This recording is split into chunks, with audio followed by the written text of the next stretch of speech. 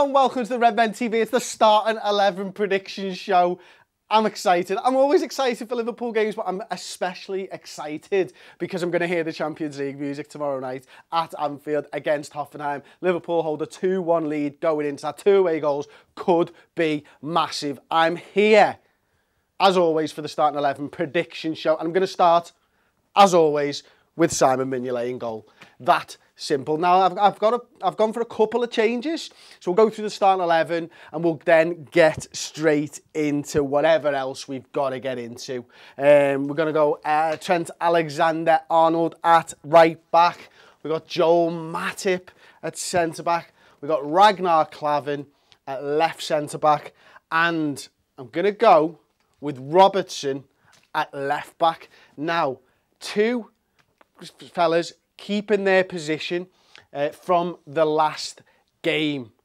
Yes, that's right. And I'm going to ask you at the end of this show for odds on who the first goal scorer is going to be, okay? So we're going to need those odds, please, and we're going to need you to start thinking about your first goal scorers once I've done the starting 11 prediction. So, as you know, Liverpool facing Hoffenheim.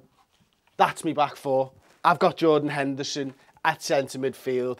And then I'm going to have Emre Can playing there. And I'm going to rest Gini Wijnaldum for this game. I think James Milner goes in, left side of midfield. Robertson comes in, Milner slots into that position there. Milner plays little 1-2s with whoever's going to play in this corner of the pitch as well. Right-hand side, after being rested for the victory against Palace at the weekend, we got Mo Salah. We got Roberto Firmino up top, and we've got Liverpool's best player, Sadio Mane, over on the left-hand side. Oh, yes. That is the team that I think will go and get a victory against Hoffenheim on Wednesday night at Anfield. I'm going to go straight into the comments section, but I wanted to just talk about Klavan and Robertson. I thought the two of them played really, really well against Crystal Palace at the weekend, if I'm totally frank with you all. And I think they deserve to keep their place. And, you know, I know that Wagner was rested during Hoffenheim's game this weekend. I think it was a 1-0 victory against Werder Bremen, I think Paul said. But he dealt really well with Christian Benteke and Joel Matip. And then, you know, whatever you think of Jordan Henderson's performance and stuff, you know, the three of them did do really, really well against Christian Benteke. And I think that three could be tasked with marking Wagner out of the game as well. And we saw, I think it was Naby over on the wing. And I wonder whether Robertson and Milner will do a job on him. I wouldn't like to see Alberto Moreno come in, if I'm perfectly honest. Matty1892 said Hendo is terrible. I disagree with that. I'm a Jordan Henderson fan. I don't think he's played very well. Equally, I don't think Gini Wijnaldum's played very well this season. I think of those three midfielders, 4 if you include James Milner, he's probably been the best from the fewest starts. He's probably been second best, and then I'd say it's a toss-up between Henderson and Wijnaldum. Thing is, like, I know they're just words, but they're not terrible, you know what I mean? They're good footballers at the end of the day. They've not been good. Chris has Gucci glasses, says, has Becco. News to me. Tommy Hilfiger, go figure. Gruich for Henderson, says Football Fan. That's a weird shout. Klavan is better than Lovers, says Dean OLFC7. Hardik Vats. Lovren should be in rotation. Klavan should be in. He's more solid. Mousy20. Chris, release Payjack Nude, lad. Chill. I've already released Payjack Nudes, available from the shop. 12 quid. Payjack Nude t-shirt. It's what it's all about. It's still going though. Nazia buys his Mane going to score first. Sam H. 119. Mane is better than Coutinho. That's why I said he was the best. He was the best player in Liverpool's side, and I really think he is. Oh, I had an interesting comment about Emre Can there. David Fitness. Can is absolute boss. He's going to pull out a banging game. I really hope he doesn't. You know, the midfield that I've set up here, I've put him on the right-hand side because I think Milner, having that experience at left-back, sits on the left-hand side. Emre Can, I feel, is actually better in the 6 than he is there, but I don't think Jordan Henderson can play anywhere else at the moment. And I think he is the number 6. So it isn't a midfield that is great, to be honest, because I think Jordan Henderson's been in pretty poor form. But Si made an interesting point when we were on the Uncensored Match build-up show, or before the Uncensored Match build-up show even, and that's maybe Henderson needs to be played into a little bit of form and stuff. And ultimately, I think that's why I've probably gone with Jordan Henderson. I was toying with the idea of going with Emre Can and Gini Wijnaldum there, but Gini's looked a little bit tired and he hasn't played very well either. So we'll go back into the comments. Richard Fogg can agree with that. Lovren is wank. Luke Stocks, TAA to score first goal. I mean, yeah, another goal puts him level on Champions League goals with the entire Everton club and history. That would be nice if he manages to do that in 2 games, wouldn't it? Matty8092, Keita will replace Hendo soon, Chris. I hope that that's the case. I don't see him as that number 6 anyway, to be honest. I think he's definitely one of these positions. I'd like Keita, but I don't think it's ever going to happen this season. Klavan will score first, says Josh McGuinness. Army. Okay, so far, Si, we're going to need odds on Klavan, Trent and Mane are the 3 shouts so far, if that's cool. Frankie Sting says, shittest haircut I've ever seen. Sorry, mate. Close your eyes, it's fine. Just listen. Treat it as a podcast. It'll be fine. Robertson to score, says Jacob LA. Why don't we give Southampton Mamadou Sakho money for Van Dijk? And what's the news about Kovacic, Brandon Pereira? I don't know anything about the Kovacic news at the moment. Paul's on the news show today, so he'll be looking into that in depth and detail like he always does. Why don't we give Mamadou Sakho to Southampton with money? I don't know. It seems like a dead easy thing to do. It's what I would do if it was Football Manager. It's not Football Manager. We've said that we're pulling out of that deal, haven't we? So let's get some odds on goal scorers. Back to the squash, says Salah to score first.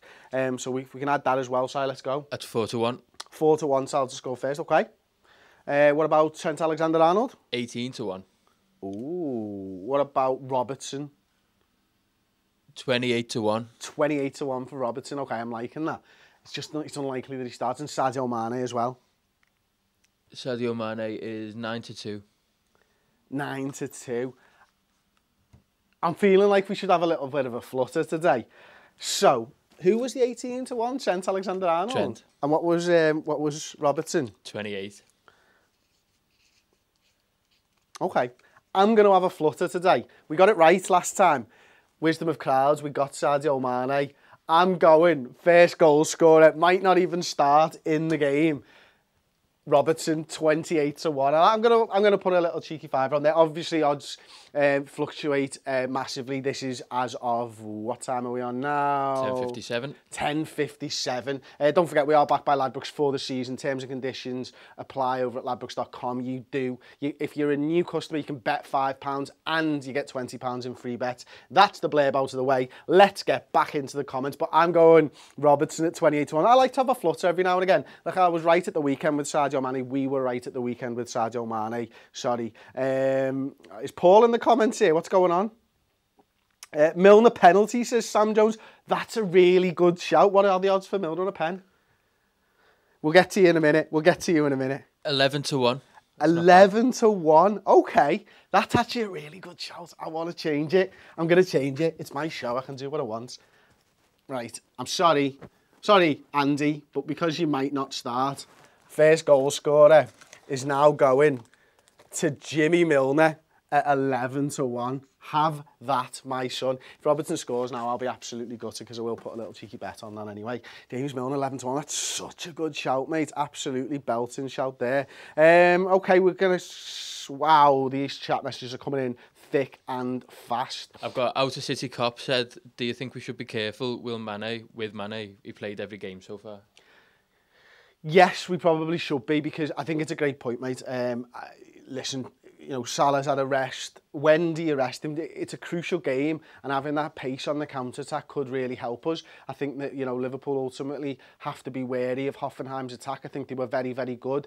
I think they could possibly score 2 goals, which is what they'll be looking for. They'll come out fast, but what that means is I think Liverpool need to be able to go and counter in this game, and having Sadio Mane on one side and Salah on the other could be great for us. Obviously, the next game is against Arsenal on Sunday. Is that enough of a break? Can you get him through the Arsenal game and into the international break? I think that's what I would want as a Liverpool supporter. You know, ultimately, you know, got these 2 games, bit of a break, and then hopefully he can get his fitness back up and not be tired. So for now, I'd be pushing him through because this game is absolutely crucial. It's always a 6-pointer against Arsenal, whether you think they're going to finish in the top 4 or not. It's always going to be a great game. So for me, personally, I'd risk it on Sadio Mane for the sake of 2 more games. Andre Vossel, I love you, Pajak. Thank you very much, Andre. I love you too. Amazing. Thank you so much for the super chat, mate. Will Coutinho be in the squad for Arsenal, says Soda Pop 2002.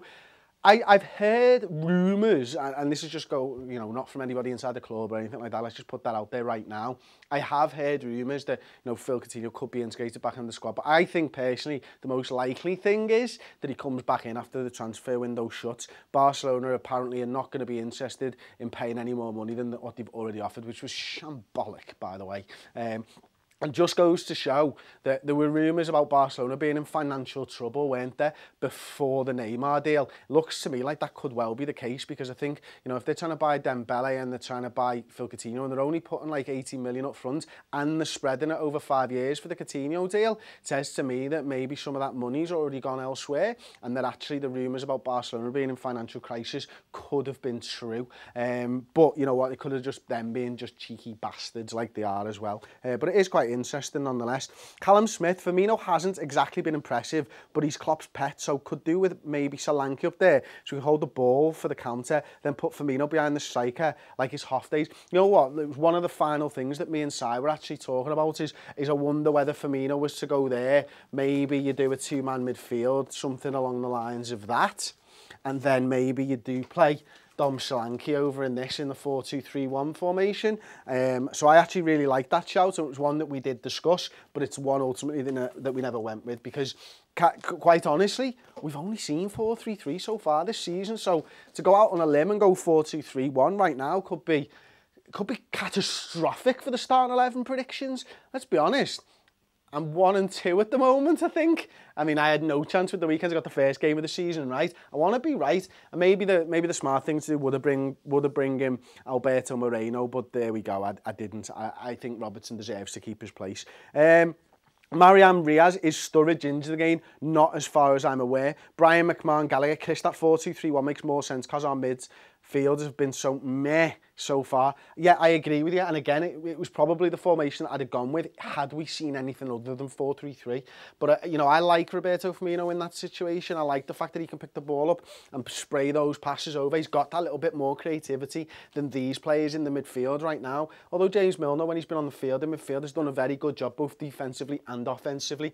And I talked about the 3 midfielders, but we've not really talked about Trent Alexander-Arnold. And what I really love about this young kid on the right-hand side, apart from the fact that he can take free kicks, he can take corners and makes us look dangerous from both of them, is the fact that he's got a willingness to get around the outside, and it makes perfect sense with Salah wanting to do these little cuts inside and having Trent on the overlap. It just makes perfect sense. Equally, the inverted winger on the other side there, Robertson going around the outside, Mane cutting inside. It all seems to make perfect sense. And when we signed Salah, I didn't really forward think it and think about Trent Alexander-Arnold and think about how Robertson might fit in or Moreno might be reintegrated into the squad. But now with these inverted wingers and flying fullbacks, it looks like, again, it's been a clearly defined plan throughout the off-season of what and how Liverpool are going to be attacking. So really clever by Jurgen Klopp again. Again, not something I'd seen coming, which, is standard, really. Got any decent comments there, Si? Alex Morrison said, is Joe Gomez a show for centre-back or is Clavan still ahead of him? I think Clavan's ahead of him, if only for the fact that I don't see Joel Matip going on the left-hand side, personally. I don't see Dejan Lovren playing on the right-hand side. Clavan's a left-footed left centre-half. I think Joe Gomez would be better suited to that right one. I always find that, personally, I just like left-footers on the left-hand side, right on the right-hand side, and I know that there are so many examples over the years of great defenders playing on the wrong side, but I think when you are a young defender, having that, having grown up playing a particular side, and I think Joe Gomez was always more on the right-hand side, then I think it's just a little bit more comfortable to ease them into the game. And, maybe a few years down the line when he's comfortable with everything, he's comfortable with the back line, maybe then you might see him change and stuff. But for right now, I do think that Joe Gomez, if he were to come in, would be more this side here. And I thought the reason that he played all right against Crystal Palace, actually, was the fact that because he was playing over here on the right-hand side, and because you had Klavan and Matip and Robertson, what happened quite often was, obviously you'd have Robertson, I won't put Milner back there, but you'd have this rotation over, and what you've ended up with there is at times during the game a back three, and what you've ended up with is not like a Trent Alexander-Arnold or a Nathaniel Klein playing in an unfamiliar position. You've actually ended up with Joe Gomez playing in a very, very familiar position, and that's something that I really liked about the performance against Crystal Palace. And then obviously he can get forward as well. You know, he's not as good going forward as maybe even as Nathaniel Klein, but certainly not Trent Alexander-Arnold. But for this game, I think Trent comes back in because he had a great game against Hoffenheim. He's had a game's rest now, and he'll come back in fit and firing for this game and want to score another Champions League goal and just get it in there again to equal Everton's all-time Champions League goals. Go ahead, Ty. We've got quite a couple of similar comments. Alex Boyd said, with Solanke coming on as a sub against Palace, what's it do for Origi's place in the squad? Solanke looks far better already, too soon to say for sure, but still. Mo CS says, is this Origi's make or break season? I think it is make or break for Divock Origi, to be honest. And, you know, I've talked about this on the subscriber shows. You know, on the redmentv.com, we do, if you like podcasts, we do 5 exclusive podcasts a week now, including instant match reactions, 10-15 minutes after every game, straight up there. You can listen on your phone, headphones with your phone, all that stuff. We do loads of videos as well, of course. We do, you know, we're doing 4 exclusive videos, 45 minutes to an hour this week. And one of the things that I've spoken about over the last sort of week and stuff about Dom Solanke in particular is that I feel this is the first time Jurgen Klopp has actually signed a centre forward. You know, Roberto Firmino was already at the club. Daniel Sturridge was already at the club, you know, and Divock Origi was already at the club. Albeit, you know, he wanted Roberto Firmino, he wanted Divock Origi in his Dortmund days and stuff. But Dom Solanke's actually brought in. Now, this is a guy who he's deemed perfect for that number 9 role. Maybe not now, but maybe a few years down the line and stuff like that. And having a guy who is a round peg in a round hole is what Solanke feels like for me, and what Divock Origi still feels like is a square peg in a round hole, unfortunately. And I think that's where I was struggling, you know, and that, you know, I think Divock Origi can really, he can run those channels, and we saw against Dortmund 2 years ago that he can play well on the shoulder and he can run into space and stuff like that, but he's good at facets of the game that Klopp wants, but he's not good at all of those facets. And I think that Dom Solanke has got a little bit of everything. Now, I don't want to heap too much pressure on him, but the guy's strong, he's powerful, he's quick, he can hold the ball up, he likes looking for headers, so he can play on the last man, he likes the ball over the top because of his speed, he can bring players in, you know, he's perfect, and he can drop deep to pick up the ball, he's got good feet as well, much like Roberto Firmino. Now, I don't think he's at Firmino's level yet, but he's certainly a finisher, he knows where the goal is, he's happy to have shots, he wants to get headers on goal, he wants to score goals, you know, and it's a bit like Roberto Firmino's perfect for the false 9, but I think eventually we are going to need a number 9 who can do what Roberto Firmino does and also get a few more goals than Roberto Firmino. Now, I think Firmino's an absolutely quality player, and you find a place for him in any Liverpool side at the moment, but I think the evolution of this formation, the evolution of this team is to have a goal-scoring forward who can make the space for other players and bring players in, and that's why I think Dom Solanke's a perfect fit, because he's got that little bit of everything, and he just needs to go on there, develop, prove that he can do it at the top level, and then hopefully start banging in goals for Liverpool. I'm going to get back into the comments side. If we've got any other decent ones, mate. Jack Riley, I want the crowd to be on fire tomorrow night. Yes! That's such a good shout, Jack. Seriously, I can't wait. You know, I think I'm in the main stand tomorrow rather than the Kop. But regardless, it's a Champions League night. Qualifier or not, Anfield is going to be absolutely buzzing because it's been far too long. And, you know, those night games under the lights at Anfield, when you've got a second leg, regardless of what stage of the competition it has, they're always something special. And I've been to Champions League qualifiers before, and I've been really impressed with the fans. And I know, like me, every other Liverpool fan heading to that ground tomorrow is going to be absolutely bang up for it and hopefully sing Liverpool home anyway. Okay, well, that's probably it. Oh, Tom Whitehead. All right, Page, lad, I'm in the main stand. Are you in the lower or the upper? I think I'm in the lower tomorrow night, although I haven't got my text confirming it yet. But, you know, if you see me, say hello to me anyway. Thanks very much for watching, of course. Don't forget to like the video. Please do. Give it an algorithm like, give it an algorithm comment and all that stuff. Let me know your thoughts on the starting 11 in the comments section below. I'll check you next time on the Redmen TV. Subscribe if you haven't, and check us out on new football app, Volley. At the moment, the handle, is at Redmen. It's like a new amalgamation of football, Twitter and Instagram. It's pretty cool, actually. There's some good follows on there already. Obviously, the best one is at Redmen. See you next time. Ta-ra.